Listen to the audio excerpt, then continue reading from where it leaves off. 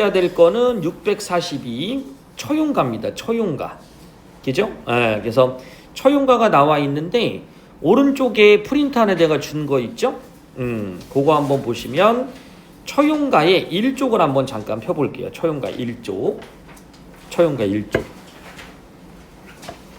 자, 펴보시면서 우리가 이제 이렇게 독서라든지 문학 같은 경우 특강을 하면서 앞에 부분에 이렇게 이제 이론이 들어가는 지문들을 선생님이 준단 말이죠. 이렇게 이론이 들어가면서 이게 이제 독서 지문이라고 하는데 이런 독서 지문을 첨가시켜서 문학을 좀 감상하게 만드는 이유 중에 하나가 우리가 모의고사 같은 거 볼 때 보기, 그 다음 내신 같은 경우도 보기를 내서 문제를 풀게 시키는데 아이들이 이 보기의 관점에 맞게 작품을 해석하는 연습이 좀 잘 안 돼. 알겠지? 그러니까 문학이 자꾸 어렵다고 할 때 가끔 이런 얘기를 하거든. 선생님 전 이해가 안 돼요 라고 이야기를 하는데 우선은 이 작품들은 그 작품이 쓰여진 사회 문화적인 배경이 있잖아. 이해가, 그러니까 그 사회 문화적 배경을 먼저 이해해 주고, 알겠죠? 또는 반대로 특정 문학 작품들은 어떤 형식적인 틀에 맞춰서 문학을 창작하거든요. 이해가 이제 전형적으로. 그러니까 그런 형식적인 틀도 이해를 한 다음에 문학을 그거에 맞춰서 한번 감상도 한번 해보셔야 돼. 이해 가나요? 어쨌든 한번 여기 보기 그러면서 읽어보면서 정리를 한번 해보자. 향가 처용가는 화제가 나왔죠? 향가 처용가는 삼국유사에 실려있는 작품으로 신라시대 처용이 직접 지어 부른 것이다. 신라시대 처용이 직접 지어서 부른 것이래. 관련 설화에 따르면 처용이란 인물은, 서사적인 전개네, 처용이란 인물은 집안에 침범한 역신을 보고 화를 내지 않고 다만 노래를 부르고 물러나는데, 잠깐만, 집안에 침범한 역신 세목한 쳐주시고요. 그 분명 부정적인 세력일 겁니다. 그런데 화를 내지 않았다라는 거지. 그리고 다만 뭐 했냐면 노래를 부르고 물러났다는 거야. 됐지? 요런 거는 바로 역신에 대한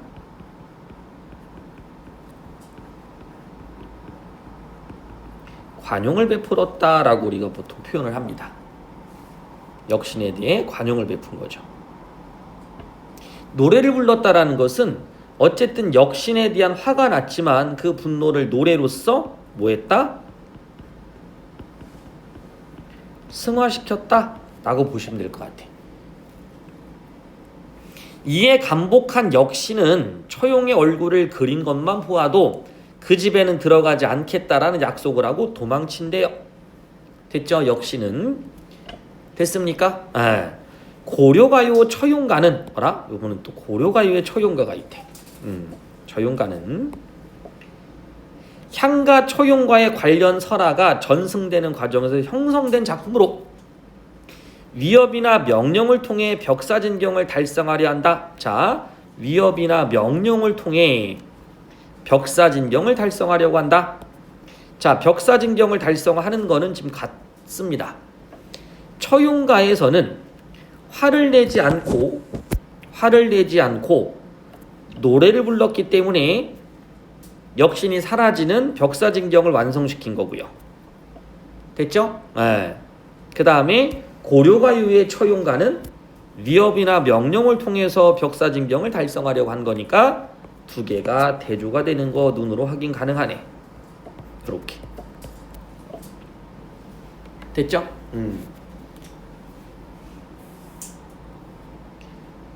됐습니까? 자, 그래서 이런 부분을 또 우리가 뭐라고 부르겠다? 그렇지, 주술성이라고 부르겠다. 주술성. 주술적 성격을 지니고 있다. 선생님 주술적 성격 어디서 한번 들었는데? 배경설화에는 주술성이 있는데 노래엔 주술성이 없는 걸로 보는 작품 뭐 있었죠? 저번 주에 했는데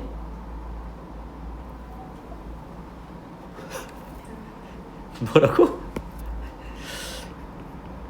제망매가 기억나지? 제망매가? 제사의식, 의식욕, 망매는 누이의 죽음. 됐죠? 그래서 설화 속에 뭐가 있었다고 그랬지? 주술성이 있었다고 그랬죠. 주술성 있는 또 다른 작품 뭐 있다고 그랬었죠? 주술성 언제 배웠지? 맨 처음에. 그렇죠. 그렇지, 구지가. 구지가에도 뭐가 있었죠? 위협이나 명령이 있었잖아. 그래서 위협과 명령을 사용한다면 됐지? 자신의 기원을 더 잘 됐죠? 성취시킬 수 있는 기억나? 성취시킬 수 있는 효과적인 방법이 바로 뭐가 된다? 위협이나 명령이다. 이러한 성격을 지닌 무가들은 무속이야 무가들은 대체로 신을 모시는 청배, 신을 찬사하는 찬신, 악기를 쫓는 축귀, 제주의 소원을 비는 발원. 자, 단어들은 한번 좀 기억해 봅시다. 발원, 그다음 축귀. 그래서 너희들 책에 여기 보이죠? 책에 축사, 벽사진경, 축신 이런 게 악기를 내쫓는다라는 뜻입니다. 악기를 내쫓는다. 벽사진경, 악기를 내쫓는다. 됐어? 그래서 밑에 보시면 이런 표현 나오죠. 나쁜 것을 쫓기 위한 주술적 성격이다. 그게 바로 요게 나타나는 거지. 축기. 그 다음 신을 찬사하는 찬신, 신을 모시는 청배 이런 게 있대요. 그래서 이걸 왜 공부해야 되나요? 뒤에 가면 또 이게 나와. 이번에 모의고사에도 한번 나왔는데 세경본풀이라는 게 있었어요. 세경본풀이. 그거랑 같이 공부하면서 발이대기 무가 이런 걸 좀 배우게 될 겁니다. 알겠니? 그래서 무가와 관련돼 있는 걸 우리가 또 살짝 한번 공부를 해봐야 돼. 알겠지? 뭐뭐 써줬다고 지금? 올해 모의고사 나온 세경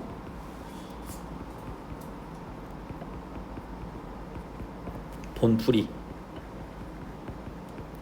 발이대기 무가 이렇게. 모의고사는 세경본풀이가 나왔었고 여기 내신에 들어갔거든. 그래서 선생님이 야 이런 것들은 연계될 수 있는 작품이야. 왜? 세경본풀이가 교육과정의 기본으로 들어가 있는 게 아니라 발이대기 무가가 기본으로 들어가 있거든요. 이렇게 연계가 될 수 있다고 얘기를 했는데 마침 그렇게 또 출제가 돼줬어. 알아듣겠지? 그래서 이런 거 무가랑 관련해서는 한번 알아두는 게 좋겠다. 우리가 요 비문학을 읽는 이유는 배경도 키우고 알겠니?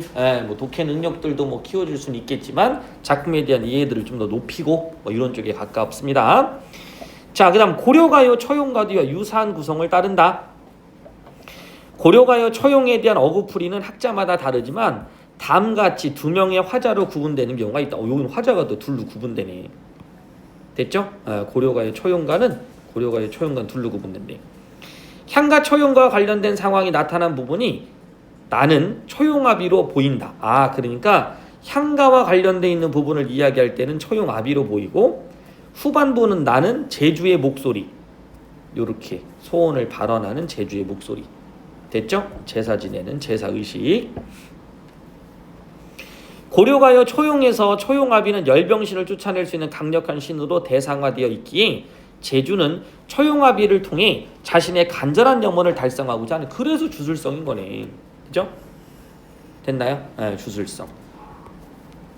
됐나요? 신이한 힘에 의탁해서 자신의 소원을 비는 거. 이해갔지? 그걸 우리가 주술이라고 했으니까요. 됐죠? 자, 그다음 하나를 더 읽을 겁니다.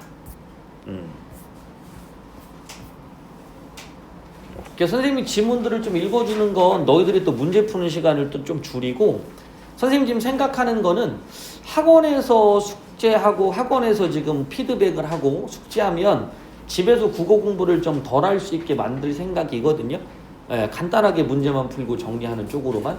알겠지? 그래서 학원에 왔을 때 숙제 검사하는 것도 그냥 간단하게 요거를 집에다가 블로그에다 댓글로만 올려주시면 돼.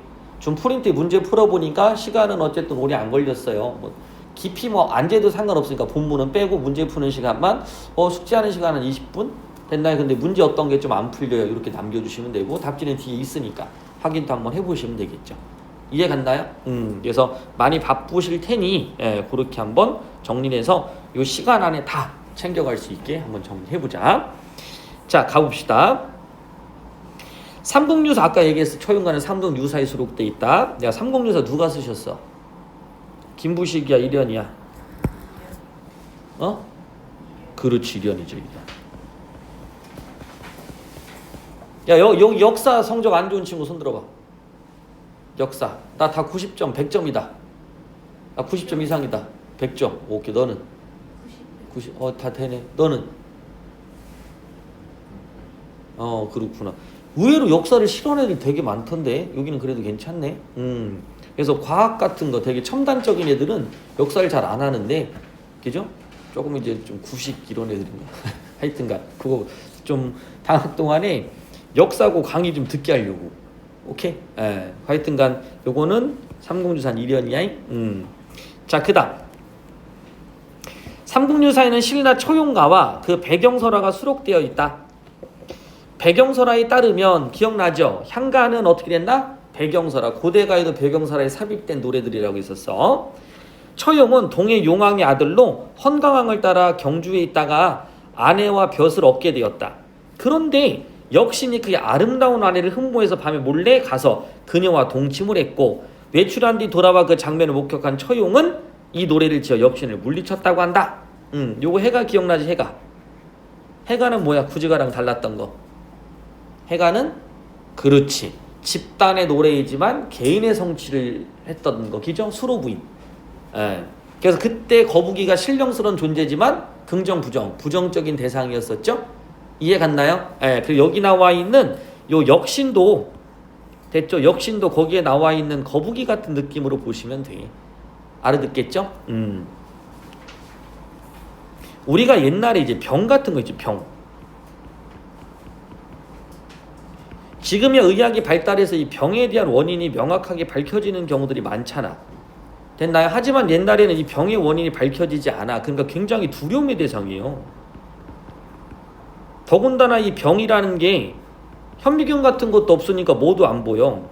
그 실체도 보이지가 않지. 이해가 안 나? 실체도 없단 말이야. 서서 쓰려니까. 실체도 없단 말이야. 이해 갔지? 실체도 없으니까 그 대상이 너무 두렵겠죠. 그래서 이 실체도 없고 두려움도 있는 이 대상을 실체가 있게 만들어준 거야. 그게 바로 뭘로 만드는 거냐면 귀신으로 만드는 거지. 귀신으로. 이해가 안 나? 그러면 여러 가지 해결책이 생기는 거야. 이제 귀신을 막 달래갖고 음식 차려놓고 가게 만든다든지, 또는 그 귀신을 위협한다든지, 이런 방법론이 만들어지는 거야. 이해 가나요? 너희들 이제 방학 동안에 이제 읽어야 될 책 한 권을 소개해 줄 거거든요. 그게 고전문학사가 나오는데, 그 고전문학사의 첫 번째 부분에 이 자연에 대한 두려움이라는 걸 어떻게 좀 해소하려고 하는지, 이해가 안 되는지 이런 것들이 좀 나타나기 시작하는데, 그 문화가 뭐 아놀드 하우저의 뭐 예술과 사회사라는 아주 옛날 책이지만 그런 책에는 이제 그렇게 써 있는데, 요즘에는 그런 걸 못 배우니까 요건 참고로 한번 알아두시면 좋을 것 같아요. 이해 갔지? 그래서 두려움의 실체가 없지만 그걸 귀신으로 만들어서, 됐죠? 어르고 달래서 없어지게 할 수 있는 방법들이 생기게 되는 거죠. 자, 그래서 어쨌든 처용이 이렇게 물리쳤다고 한다. 이후 처용의 화상은 역신을 내몰고 경사를 맞아들이는 문신이 된다. 그래 뭐가 되는 거야? 오케이. 여기서 이제 주술성이라는 게 만들어지게 된 거지. 뭐가 만들어졌다? 주술성. 그래서 이 노래에 또는 이 처용의 화상에 주술성의 개념이 개입된 거야.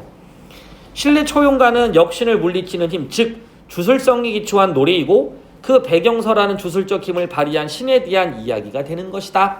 그런데 언제부턴가 처용 전승에서 처용무과 처용희가 부각되기 시작한다. 처용무는 처용의 춤. 됐나요? 아까 노래 불렀다고 그랬잖아. 처용희 놀이야, 연극 같은. 부각되기 시작한다. 곧 궁중에서 처용춤을 추거나 처용놀이를 했다는 기록들이 심심치 않게 나타나기 시작한 것이다. 잠깐만, 그러면 앞서에서는 주술성이야, 주술성. 그래서 이 주술성이 민간에 계속 이어지고 있었을 텐데, 이것이 궁중으로 들어오면서는 그냥 뭘로 바뀌는 거야? 춤을 추거나, 됐죠? 아니면 처용놀이를 그냥 하는 거지. 이 안에 주술성이 있었을까? 아마 없었을 가능성이 클 것 같아. 예컨대 1236년 궁중 연희에 참석한 송경희는 신분에 맞지 않게 초용놀이에서 웃음을 자아냈다고 한다. 왕이 초용춤을 추며 연희를 즐겼다는 기록도 적지 않다. 그러니까 뭐가 된 거야? 이게 전승되면서 즐기는 유희의 문화로 남게 되는 거네. 이해 갔나요? 유희의 문화. 그러면 초용이 가졌던 주술성의 신격은 떨어질 수 있을 것 같아. 이해 가지, 그지? 예, 초용이 지니고 있었던 우리가 이제 추앙했던 신격화시켰던 부분들이 추락할 수 있겠죠.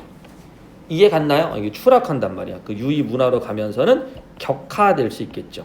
그 격이 떨어지는 거지. 요런 배경을 한번 읽어낼 수 있으면 좀 좋을 것 같긴 해요. 우리가 단순히 문학의 개념을 넓히는 것뿐만 아니라 이렇게 읽으면서 그 독서 지문이 가지고 있는 어떤 간극을 이렇게 메워보는, 그죠? 그런 훈련도 한번 해보면 좋겠죠. 자, 그다음 달라진 정황은 악학개범 등 조선 전기의 악서들을 통해 더 구체적으로 파악할 수 있다. 자, 조선 전기 악서 표시해 주시고요. 노래야 노래. 악학개범. 참고로 미리 공부하시면 나중에 고려가요 있죠. 고려가요라는 노래들이 여기에 수록됩니다. 악학개범, 악장갸사, 시용향, 악보. 그래서 문학이 노래로 불려졌었다라는 증거가 될 수 있는 요소들이 만들어지죠. 이쪽으로 다 바뀌는 거예요. 또 문화적인 하나의 측면으로 문학이라는 개념이 막 다 바뀌었다고 하기보다는 이렇게 활용되는 거죠. 그죠? 그래서 고려가요는 하층의 문학이 상층에 영향을 주는 뭐 이런 요소들이 나오는데 나중에 얘기하고요. 어쨌든 여기에서는 고려 초용가의 가사와 함께 초용춤을 추고 초용놀이라는 순서와 방법 등이 수록되어 있었기 때문이다. 특히 고려 초용가는 해설자 역할하는 화자와 초용의 대화를 통해 초용의 분노를 표출함으로써 대립과 갈등의 구도를 직접 드러내는 등 서사적 요소를 가미하고 있다. 이렇게. 가무이에 쓰인 노래로서 궁중 연희의 대본과 같은 특징을 지니고 있다. 궁중에서 연희되는 연희 대본과 같은 특징. 하나 이야기인 거지, 이야기. 됐나요? 네, 하나 이야기. 서사적 구조라고 한다면 그 안에 뭐가 들어가 있는 거야? 갈등이 들어가 있는 거잖아. 네, 그러니까 우리도 갈등의 문학이라는 게 소설도 있지만 극도 있었죠. 그죠? 그런 걸로 이제 정착이 돼가고 있었나 봐.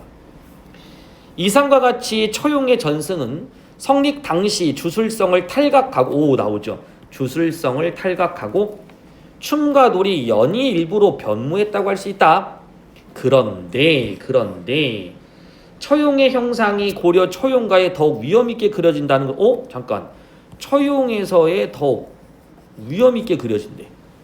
잠깐만. 주술성이 탈각한다면 초용의 모습은 그 위험성이라는 게 좀 떨어져야 되지 않을까? 근데 그게 올라간단 말이지. 그래서 모순이라고 표현한 거겠다. 곧 이 작품에는 초용의 모습을 머리끝부터 발끝까지 묘사하거나 초용의 위세에 들린 역신이 두려워 도망치는 것으로 설정해. 이런 것들을 설정해서 초용의 위험을 부각한단 말이지. 이건 방법론이네. 요거를 하게 되는 방법. 그렇다면 노래 자체의 주술성은 점점 잃어가면서도 노래 자체의 주술성은 사라져가는데 초용 형상은 더욱 위험있게 그려지는 것을 어떻게 설명할 수 있을까? 됐죠? 자, 시간을 3, 4분 드립니다. 자, 3, 4분 드릴 거야. 책을 덮으세요. 책 덮어. 읽지 마. 뒤에 답이 있으니까 읽지 마. 답은 이쪽에 있을 거야. 이해 갔니? 3, 4분 드릴 테니까 됐니? 밑에다가 그 이유를 추론합니다. 3, 4분 드릴게요. 그래서 요렇게 남겨. 요번부터 우리가 수업할 때 지금 내가 요거는 옛날에 우리가 수업했을 때인데 그때는 이제 논술이나 이런 게 조금 많이 부각돼 있었을 때 선생님 지금 학원 수업한 지 이제 한 22년째 돼가니까 그죠? 옛날 입시했을 때는 아이들한테 이제 요거 부분 따라내서 질문 나올 때 뒤에 답을 할 수 있게끔 자꾸 만들었었거든요. 근데 실질적으로 이 친구들이 그렇게 하면 면접력도 좋아지고 글쓰기도 되게 좋아져서 그때는 수행평가 아주 막 크게 활성화되진 않았지만 그런 부분들이 굉장히 좋았단 말이야. 알겠지? 그러니까 중간중간 줄 테니까 한번 생각만 해. 답을 맞춰달라는 뜻은 아니야. 알아듣겠지? 그리고 답을 우리가 보면 아 이런 생각을 할 수도 있겠구나. 그럼 추론 능력도 늘어날 겁니다. 시간은 한 3분 정도 줄 테니까 톡에다가 되든 안 되든 그냥 말이 되든 안 되든 그냥 아무렇게나 써봐. 알았죠? 오케이. 요거 오른쪽 여기 있지? 됐죠? 오른쪽을 한번 읽어보고 답을 한번 요약해서 다시 써주시면 돼요. 이건 이제 요약하는 능력이야. 알겠지? 예, 간단하게 답은 이렇게 써 있어. 여기 보시면 노래에 담긴 주의 힘이 믿어지던 시대에는 신적 존재 위험을 특별히 부각할 필요가 없었어. 근데 이제는 신격화가 이렇게 약해지기 시작했잖아. 이해 갔나요? 그래서 그 필요성이 생긴 거야. 이해 가나요? 예, 그래서 이렇게 됐다. 이 부분을 한번 요약해서 한번 써보세요. 됐습니까? 예, 그렇게 한 다음에 그 다음에 이제 우리가 또 다음 거 나갑시다. 됐죠? 자, 쓰는 동안 한번 더 읽어줘 볼게. 잘 볼게요. 향가는 이미 노래 속에 주술성이라는 게 담겨 있었는데 고려 초용가는 좀 다른 형태가 만들어진 거지. 읽어보니까 말이 좀 어려운데 되게 중요한 워딩이에요. 알겠지? 워딩 자체가. 고려 관련 문헌엔 노래가 지닌 주술적 힘에 대한 믿음을 찾아보기가 쉽지 않습니다. 신화적 질서의 영향력이 점점 약해지다가, 그러니까 신화적 질서의 영향력이 점점 약해지다가 이 시대에 들어오면서 극히 미약해졌습니다. 자연스레 초용 또한 국가 신격의 지위를 잃고 민간 신앙의 대상으로 전락할 수밖에 없었던 거야. 그죠? 이러한 상황에서 처용 전승에 자장돼 있는 사람들은, 그러니까 처용 전승에 자장돼 있다는 얘기는 그 처용이란 어떤 앞에서 신격화되어 있었던 향가 있었죠, 그죠? 예, 그것에 대한 어떤 내용, 그죠? 그 내용 속에서의 아까 무격이라든지 이런 걸 지니고 있었던 사람들이겠죠? 노래에 등장하는 신적 존재의 위험을 보다 분명하게 강조해야 될 필요성을 절감했을 거란 말이지. 나아가 그들이 부른 노래가 궁중연이 일부로 편입된 결과 이상과 같은 모순이 발생했던 것이라고 이해해 볼 수가 있다. 이해 갔지? 예, 이와 같은 모순이 발생한 이유는 뭐야? 그렇죠. 점점 노래에서 신화적 질서, 신격의 모습, 됐니? 이런 것들이 사라지고 있었단 말이죠. 이해 갔나? 그런데 그 안에다가 뭐를? 그렇죠. 처용의 위험 있는 모습을 집어넣어야 됐던 이유는 바로 신적 존재 위험을 보다 분명하게 해야 될 필요성을 느낀 바로 어떤 사람들? 그렇지. 처용의 전승에 자장내 있는 사람들의 노력이다라고 보시면 되겠지. 이해 가요? 됐나요? 무슨 말인지 알겠지? 그러니까 처용이 신격이나 신화적 질서의 모습을 유지하려고 했던 사람들이 존재했단 말이야. 이해 갔지? 그런 사람들이 바로 이 모순을 만들어내게 됐다. 됐나요? 예, 모순 발생의 원인을, 배경을 찾아볼 수 있겠네. 이해 가셔? 됐지? 예, 그렇게 요약이 될 겁니다. 자, 그럼 이렇게 요약한 후에 이제 우리가 작품을 한번 또 살펴봐야 되는데,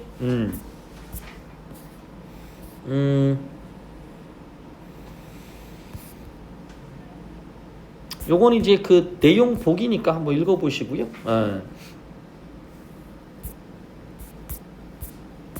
너희한테는 이제 요렇게 돼 있을 건데 본문이 없습니다. 이렇게 파란색 글씨가 없을 거야. 중요한 것만 따로 해주고 요건 이제 다시 이제 나눠줄 거야. 알았지? 한번 정리해보면서 이야기를 한번 해봅시다.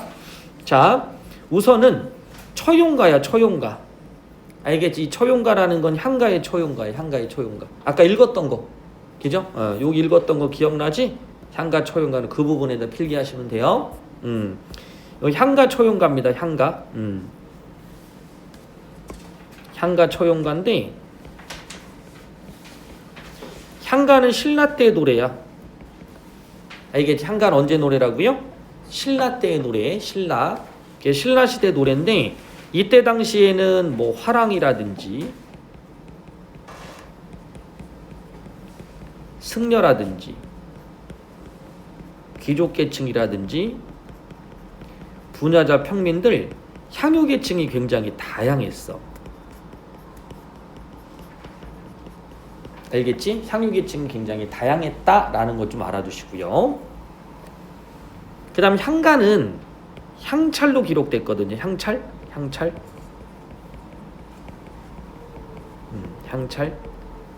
향가는 향찰로 기록됐다. 그래서 앞에서도 우리가 한번 했었죠. 향찰이라는 것은 우리말, 우리 문화다 이렇게 생각하면 돼. 이렇게. 그래서 초용가에 대한 해석도 좀 다양하게 나타날 수 있었던 거죠. 그지? 우리말, 우리 문화, 향찰. 우리말, 우리 문화. 됐나요?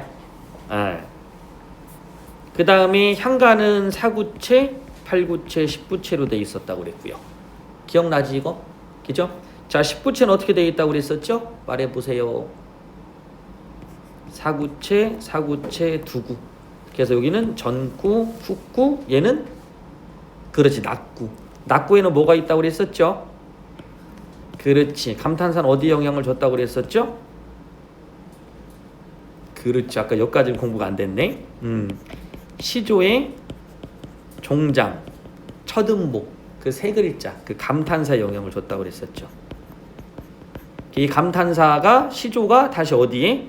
가사라는 장르에 영향을 줬었다. 요렇게. 그지? 그래서 요까지는 공부를 좀 해놨으니까 그죠? 이 뒷부분만 좀 잠깐 이해해 주시면 되겠네요. 가사의 맨 마지막 구절이 그죠? 가사의 맨 마지막 구절이 맨 끝 구절. 맨 끝 구절이 세 글자로 된단 말이야. 이런 걸 뭐라고 부른다고 그랬었죠?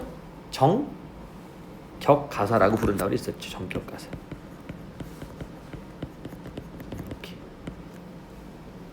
됐죠? 그렇게 해서 전통이 계승되고 있다. 3단 구성인 건 당연히 알 것 같고. 그러니까 가사의 맨 끝 구절 세 글자 정격가사야. 됐지? 그런 건 참고로 한번 알아두시고. 저번 시간 했던 거 이제 확인학습이니까 그죠? 너희들의 눈빛만 그냥 확인해 봤어요. 됐지?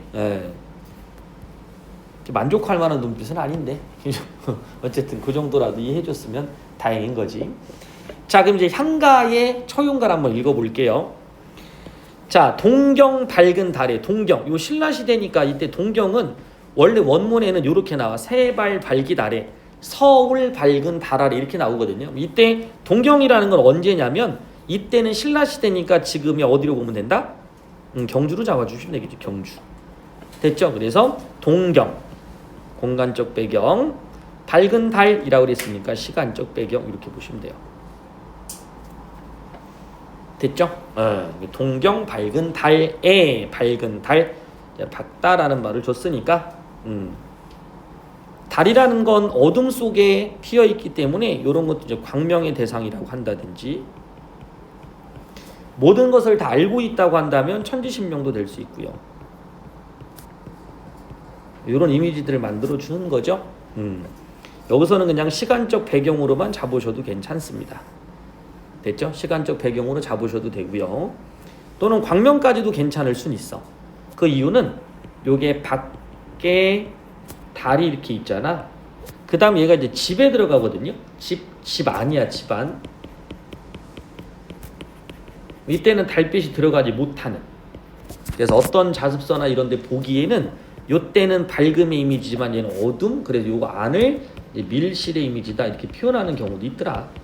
용어만 참고로 좀 알아두세요. 알겠지? 밀실의 이미지는 약간 좀 폐쇄된 느낌이다 라고 생각하시면 되고요. 밀실의 이미지는 나중에 다시 문학적 개념으로 설명을 또 해줄게요. 이렇게 표현하는 경우가 있다 라고 참고로 봐주시고, 그러니까 문학이라는 것은 그 문학을 비평하는 사람들이라든지 또는 문학을 감상하는 사람들이 자신의 감상의 근거를 좀 제시한다면 그 안에서의 합리성이 존재해요. 알겠지? 이제 그런 것들도 인정을 좀 하면서 조금 유연하게 감상해 주시면 될 것 같아. 자, 동경 밝은 달에 밤들이 놀았다. 이건 그냥 놀다라고 해주셔도 되고요. 처용 자체를 만약에 화자를 무당으로 본다면 뭐 다른 곳에 가서 이제 구술했다고 볼 수도 있겠지. 그러니까 이거는 그냥 말 그대로 놀다라는 건 그냥 유희, 즐김 이 정도로 봐도 되지만 또 하나는 뭐냐면 무속적 행위. 뭐 이렇게 볼 수도 있고요. 논이다가 들어와 자리를 보니 다리가 내일어나. 들어와 자리를 봤습니다. 그랬더니 다리가 넷이다. 역신이라는 건 앞에서 얘기했었죠. 역신, 질병 같은, 액 같은 거 안 좋은 것들이야. 여기다 뭐 질병, 액 이런 거거든요. 그걸 이제 귀신이라고 표현함으로써 좀 구체화가 됐지만 그것을 다시 더 구체화시키는 게 바로 다리. 이해 갔나요? 예, 부채를 형상화시켰다. 다리. 다리가 내이어라. 자, 둘은 내이언고 이 넷에 대해서 둘은 내 것이지만은 나의 아내 것이란 뜻이 아내. 그죠? 아내 것이지만은 그 둘은 누구의 것이냐? 누구의 것인가라고 이야기한 거죠. 밑에 잠깐 한번 여기 읽어볼게요. 뭐 특히 뭐 구분해 볼 필요는 없지만 그래도 한번 하고 넘어가야 될 수 있어서 정리 한번 할게요. 자, 대유법이다라고 써있죠. 대유법. 사물의 한 부분이나 특징을 들어 그 자체나 전체를 나타내는 수사법이야. 대체 그래서 이 대유법이라는 건 대표성을 지니고 있을 수 있어. 이 대유법 안에 우리가 좀 더 구분을 한다 그러면 제유법이라는 것과 그 다음에 환유법이라는 게 있다. 근데 우리는 이 대표성으로만 기억하셔도 괜찮아요. 대유법 안에 환유와 제유를 구분하진 않으니까. 그런데 환유라는 말이 가끔 쓰이니까 요거는 알고 계셔야 돼요. 알아듣겠죠? 환유. 그래서 가끔 우리가 이제 또 보기 같은 거 읽으면 자꾸 너희들이 보기 읽다가 조금 뭐 글을 어렵게 생각하는 경우가 있는데, 시에서는 상징을 중심으로 한다지만 소설에 등장하는 인물은 상징보다는 환유라고 해야 알맞다 뭐 이런 표현을 쓰는데, 근데 이거를 뭐 너무 집중하지 마요. 그리고 말을 풀어주긴 할 거니까. 됐지? 근데 이때 환유라는 말을 좀 안다면 그래도 조금 글이 가벼워질 거 아니야. 그지? 그래서 한번 제유나 환유의 뜻을 한번 잠깐 보자. 자, 한번 봅시다. 사물의 한 부분이나 특징. 됐죠? 한 부분을 가지고 사물의 전체를 나타내는 걸 제유라고 하고요. 그 다음 밀접한 관련 있는 다른 명칭을 빌려 사물을 나타내는 걸 환유라고 부른대. 됐지? 우리가 좀 일반화시킬 때 환유라는 말을 쓰고 제유는 그냥 한 부분을 나타낼 때라고 쓴다고 생각하면 편해. 그러니까 예를 든다면 뭐 이런 비유가 썩 맞지는 않지만 야 우리 언제 밥 한 끼 할까? 라는 건 밥만 먹는 게 아니지. 그지? 요건 이제 하나의 식사가 되는 거야. 식사. 그죠? 그럼 식사의 일부분을 밥이라고 했으니까 그걸 제유법이라고 하면 되는데, 그런데 우리가 밥을 먹자라는 얘기는 실제 밥만 먹자는 얘기가 아니라 뭔가 친목을 다진다든지, 그죠? 요런 어떤 관념이 나타나는 거지. 이제 그런 걸 뭐라고 부른다? 우리는 그걸 환유라고 부른다. 됐죠? 이렇게 기록해 주시면 돼요. 제유나 환유나 너무 구별하지 말고 대유법을 좀 알아두는데, 이 대유법이 의외로 좀 어려울 때가 있는데, 자 참고로 밑에 한번 써놓을게. 빼앗긴 들에도 봄은 오는가? 빼앗긴 들에도 봄은 오는가? 이렇게 되거든요.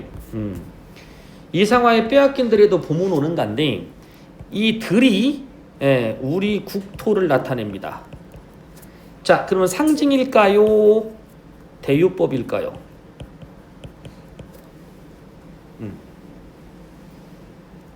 요게 그렇지. 대유야. 이해 갔나요? 우리 국토의 한 부분이 들이잖아, 들.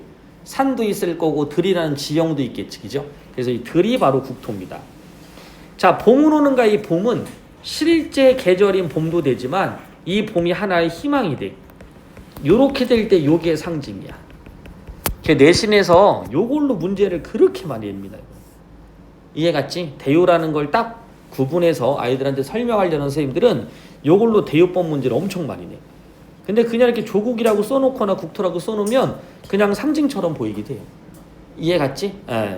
상징과 비유는 구분하는 게 애매한 게 있다고 그랬어. 그 내가 김수영의 눈으로 나중에 설명 다시 해줄 거야. 상징이라고 써도 맞을 때가 있고 비유라고 써도 맞을 때가 있어. 알아듣겠지? 그건 나중에 참고로 미리 보고 싶은 사람들은 얘기를 좀 해놓으세요.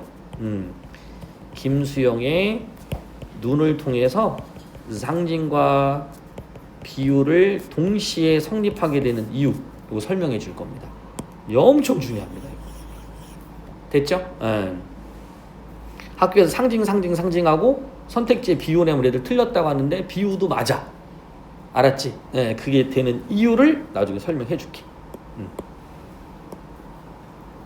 됐죠? 자, 다시 산만해졌다. 원래대로 돌아갑시다. 자, 밤늦게 막 놀고 있었어. 초용이 막. 이해 갔니? 막 놀고 있다가 들어가 자리를 보니까 다리가 4개였던 거야. 2개는 내 것인 줄 알겠는데 2개는 도대체 누구냐? 라고 했는데 실제 본디 내 것이지만은 빼앗긴 것을 어찌하겠느냐라는 것은 체념도 맞아. 어찌하리요? 반드시 기억합니다. 어찌하리 있고 이렇게 나오면 체념이야. 체념.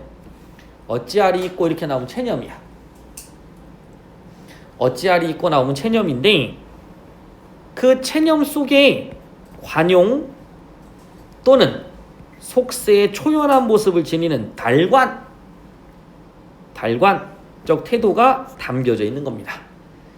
관용과 달관적 태도를 정확하게 이해하기 위해서는 아까 우리가 읽었던 설화의 내용이 그래서 중요한 거고요. 됐지? 그래서 아이들 중에는 그런 아이들 되게 많아. 선생님 이것만 읽고요. 어떻게 관용이나 달관 알아요? 어떤 친구들은 설화를 또 한번 봤기 때문에 아무 생각 없이 그냥 관용과 달관은 맞겠구나 하고 넘어가겠지. 그죠? 그래서 우리가 이제 두 번째 사고도 좀 필요하기 때문에 그래서 이런 것들을 선행을 좀 하는 겁니다. 자, 빼앗긴 것을 어찌하겠느냐라고 해서 그 이후에 뭐가 형성된 거지? 처용에 대한 주술성이라는 게 형성된 거였었죠. 이해가지 여기까지? 자, 그럼 이제 다지문을 들어갑니다. 다지문에 들어가서 그러면 이 처용가는 어떠냐? 이제 봐야 되는데 작품이 조금 복잡합니다. 조금 복잡해요. 자, 한번 봅시다.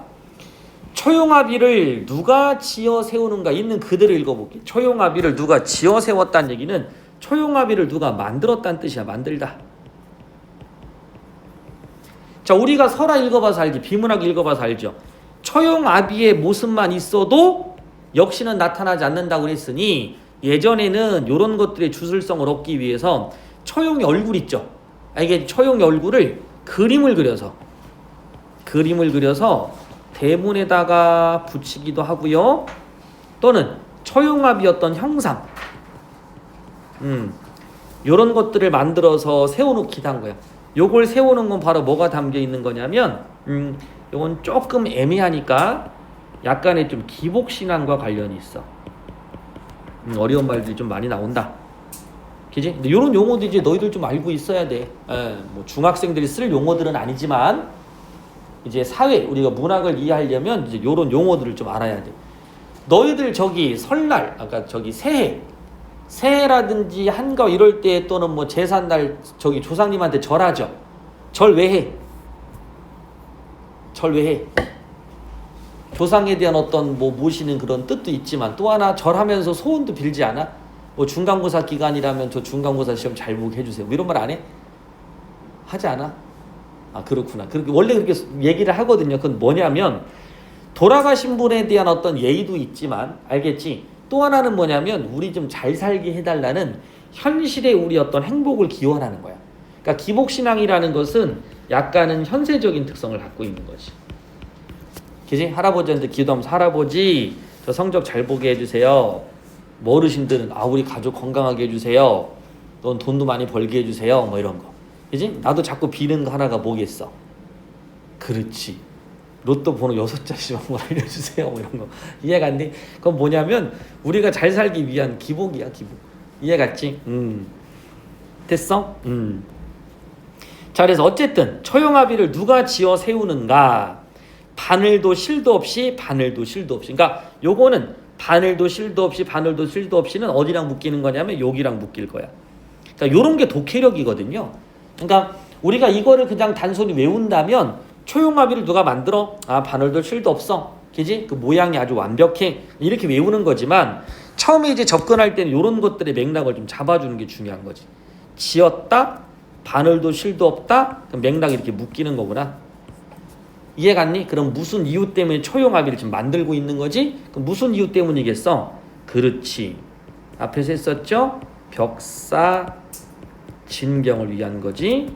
또는 축사 나쁜 것을 물리치기 위한 거지. 이렇게 판단 가능한 거죠. 됐지? 요런 문맥을 파악하는 게 선생님 얘기했었죠. 유추적 사고라고. 기억나? 유추적 사고. 연습. 인도, 피리, 가로에 들어갈 말은 항아리. 가로에 들어갈 말은 더 이상 안 나와? 코브라 이런 거 안 나와? 피리 불면 이렇게 코브라 뭐 올라오잖아. 이런 느낌. 된장. 이해갔어요? 자, 다시. 핫. 피리. 그러면 신선. 요렇게 들어와야 된다. 이해 가지기지. 그러니까 요게 우리가 키워가야 될 지식이라는 거지.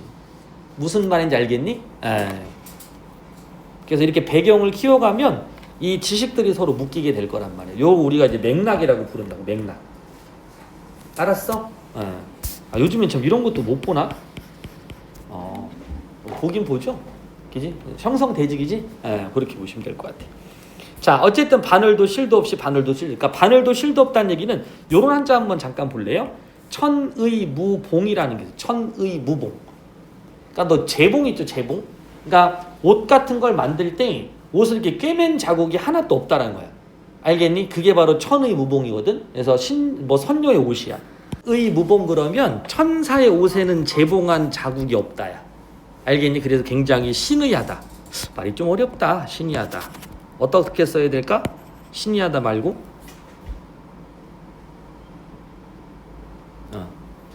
뭐라고 쓰면 좋을까? 그냥 신비롭다 하면 되잖아. 그지? 신비롭다. 또는 완벽하다. 이렇게 쓰면 더 낫겠다. 그죠? 초용합의를 만드는 방법에 굉장히 신비로움이라든 이런 것들 넣는데 이렇게 들어간다면 글쎄 앞에서 우리가 사라졌다고 했었던 신성성도 강조가 될 수 있지 않을까? 이해 갔나요? 천의무봉이라는 말은 많이 나오는 말은 아니지만 쓰기는 많이 써요. 알겠지? 천의무봉. 자, 바늘도 실도 없이 바늘도 없이 반복이죠? 반복에서 운율을 형성하는 것과 내용은 다 이렇게 가시면 돼. 이렇게. 이해 갔지? 신이함. 초용합의를 누가 지어 세우는가? 많고 많은 사람들이요. 그러니까 초용합의를 누가 지어 세웠겠어? 이번엔 누구겠니? 사람들인데 그 사람들이 많다라는 거잖아. 됐나? 그러니까 많은 사람들이 주술성이라는 초용의 어떤 능력을 인정하고 있다는 뜻이야. 이해갔니? 소수가 아니라는 거지. 많고 많은 사람들이요. 12제국이 모두 모여 세운 초용합의를 많고 많은 사람들이요. 실제 이거는 고려시대에 아까도 했었지만 처용무라든지 처용희 요렇게 얘기했었죠. 고려시대 올 때. 됐나요? 그러면 이런 것들과 관련이 있으니까 아마 처용무를 추기 위해 또는 초용희를 즐기기 위해 됐나요? 즐기기 위해 모인 사람들이다 라고 해석해도 괜찮을 것 같아요. 이해 가나요? 처용합의를 많고 많은 사람들이요. 그래서 처용합의에 대한 예찬이라는 게 나타난 거고요. 예찬. 자, 그 다음 여기서 이제 좀 조심해야 될 게 뭐냐면 여기 부분이 그죠? 갑자기 화자가 조금 특이하게 바뀌어. 벗지야 오야다 농리야 빨리 나와 내 신코를 메어라. 안 메어 있으면 나올 것이다. 나쁜 말이 이렇게 된 거거든요. 이해갔지? 그러니까 요거는 바로 누굴 얘기한 거냐면 처용의 모습을 제시한 거야. 이 처용의 모습이 아마 이거랑 연결되지 않을까 생각을 해볼 수도 있겠죠. 동경 밝은 달에 밤들이 논이다가 됐죠? 그래서 이쪽을 보게 되면 자, 벗지야 오야사 농리야 처용이 밤늦게까지 놀던 여인들로 추정해서 빨리 나와 내 신코를 메어라. 신발을 좀 준비해둬라. 안 메어 있으면 나올 것이다. 나쁜 말이. 이해 갔나요? 그래서 화자를 우리가 아까 두 걸로 나눈다고 그랬었잖아. 처용 또는 제주로. 됐나요? 아까 제주는 뭐 한다고 그랬었죠? 제주는 뭐 한다고 그랬지?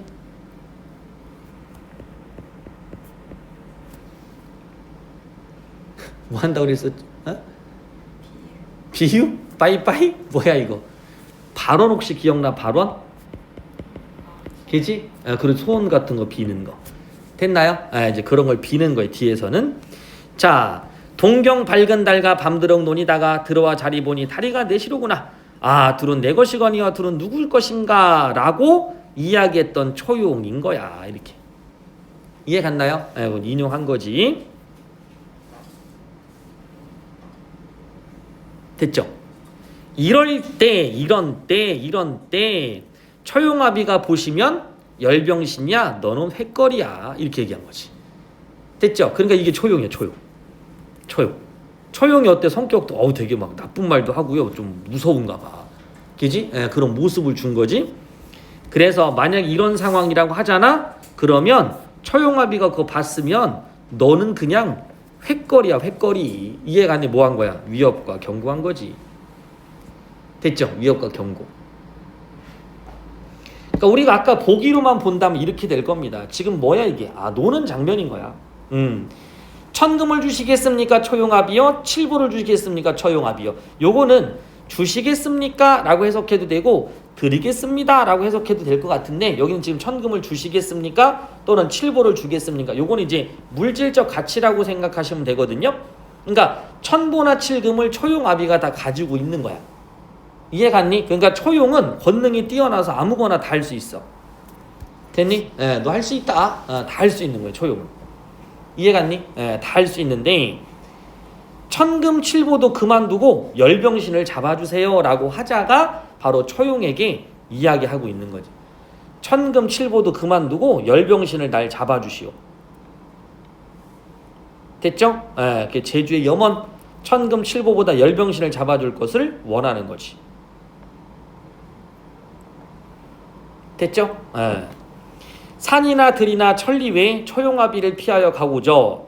열병신 대신에 발언이다. 그래서 열병신 대신의 발언. 그러니까 열병신 대신의 발언은 뭐야? 아이고 초용만 좀 안 만났으면 좋겠다. 그러니까 초용이 그만큼 무섭다라는 거야. 이해 갔나요?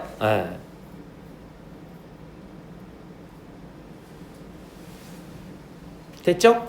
자, 그다음 이렇게 보는 경우도 있어. 천금을 드릴까요? 칠보를 드릴까요? 처용합의요? A. 천금 칠보 다 그만두고 열병신을 잡아서 나를 줘라 이렇게. 그러니까 이 나라는 것은 화자로 볼 수도 있고요. 제주 또 하나는 처용으로 볼 수도 있어요.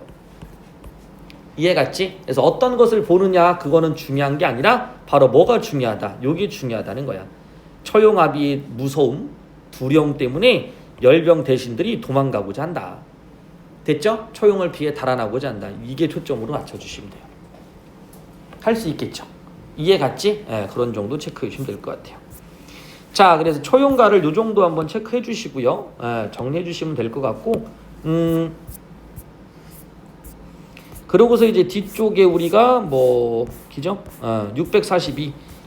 요거는 문제를 한번 여러분들이 풀어주시면 될 것 같고, 그 다음에 지금 나눠줬던 것도 문제만 한번 쭉 풀어주시면 다 읽어줬으니까, 이제 문제 풀어오는 건 어렵지 않을 것 같아. 맞아? 그치? 그렇게 정리 한번 해주시면 되겠다.